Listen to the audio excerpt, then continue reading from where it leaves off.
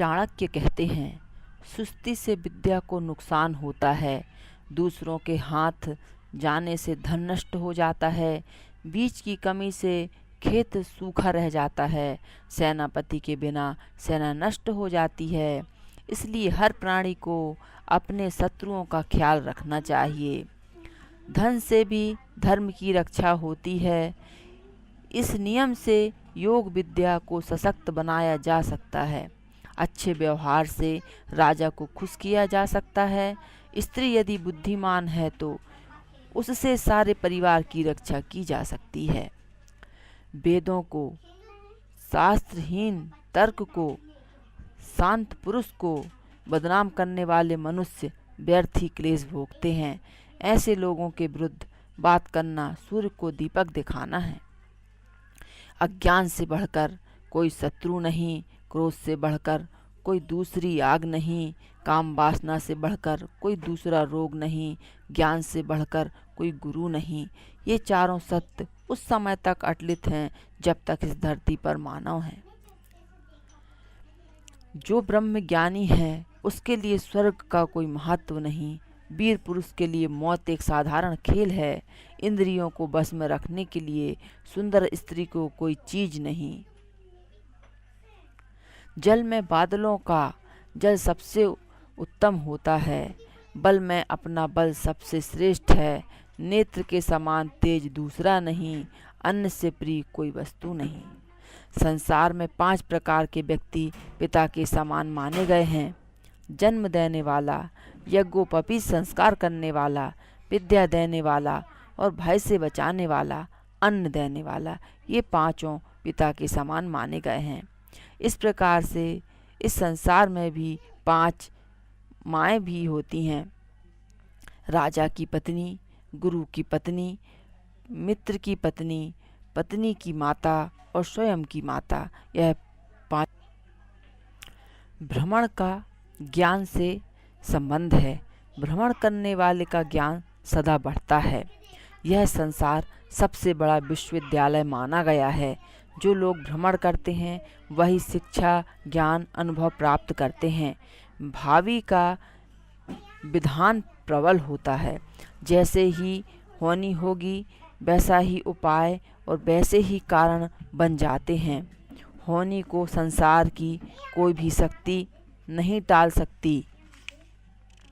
काल इस संसार में सबसे अधिक शक्तिमान है। काल ही प्राणियों को खाता है, वही प्रजा का विनाश करता है।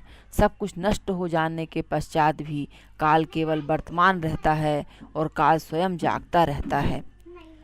लोभी को धन से, अहंकारी पुरुष को हाथ जोड़कर, मूर्ख को मनमानी करके, पंडित को सच बोलकर बस में किया जा सकता है। यही व्यवहार इनको शांत कर सकता है। बहुत थक जाने पर भी काम करते रहना, सर्दी गर्मी की परवाह किए बिना अपना काम करते रहना, सदा संतुष्ट रहना, इस पर भी नुक्ता चीनी, टोका टाकी ना किसे जगह देना चाहिए। विद्यार्थी यदि सो रहा हो तो, यात्री यदि ऊँघ रहा हो तो, डर के मारे भूखा, कतर भंडारी सुस्त पड़ा हो, द्वारपाल सो रहा हो, इन सबको जगा देना चाहिए और किसे नहीं जगाना चाहिए। सर्प, राजा, बालक, दूसरों का कुत्ता और मूर्ख सो रहा हो तो इनको भूलकर भी नहीं जगाना चाहिए। जिसके क्रोध करने पर डर पैदा नहीं होता, प्रसन्न होने पर धन का आगमन नहीं होता, उसे ना तो दंड दे सकते हैं और ना कुछ कृपा ही कर सकते हैं। उसका भला क्या उपाय है, क्या उपयोग है। ऐसे लोग किसी काम के नहीं होते। ऐसे लोगों के साथ रहना या उससे बातें करना बेकार है।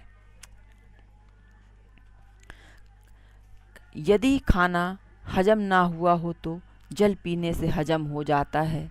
भोजन करते समय जल अमृत का काम करता है और भोजन के अंत में जल पीने से वह विष के समान हो जाता है। इसका ध्यान रखना चाहिए। बूढ़े होने पर पत्नी का मर जाना, बंधु के हाथ में धन का जाना, दूसरों की अधीनता में भोजन करना, यह सब अभागेपन के ही लक्षण हैं। ईश्वर ऐसा समय किसी पर भी ना लाए समझदार आदमी तो इसे कभी सहन ही नहीं कर सकता। जिस तरह फूल में खुशबू, तिल में तेल, लकड़ी में आग, दूध में घी, ईख में गुड़ होता है, इसी तरह मनुष्य के मन में विचार होता है। इन विचारों से ही सच्चे मनुष्य की पहचान होती है।